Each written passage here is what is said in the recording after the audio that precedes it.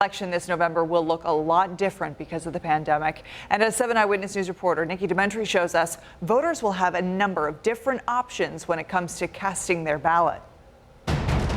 While there's going to be some difficulties, there are also new opportunities for voters to cast their ballots. Come November, Erie County residents can vote 3 different ways: absentee ballots during the 9 days of early voting and in person on Election Day.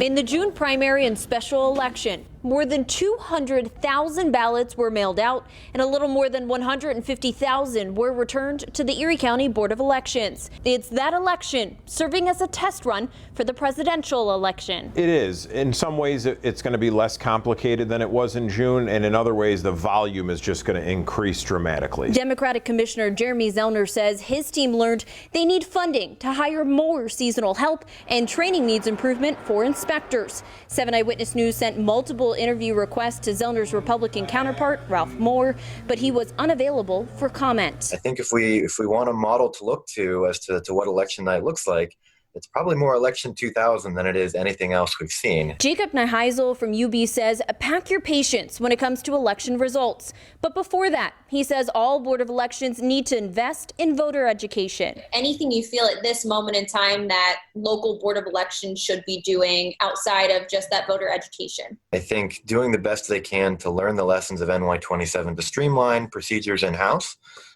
getting their people training, and ensuring that they do everything possible to produce the best return rate when it comes to ballots. Nyheisel feels more voters will turn to vote by mail options, which have been under attack by President Donald Trump.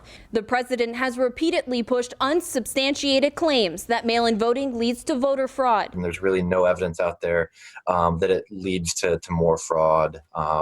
What there is evidence of is that it leads to things like more spoiled ballots or less confidence in the process. Tonight, Zellner is assuring voters every vote will be counted. Our staff is ready. We're preparing now. Nikki Dementri, 7 Eyewitness News.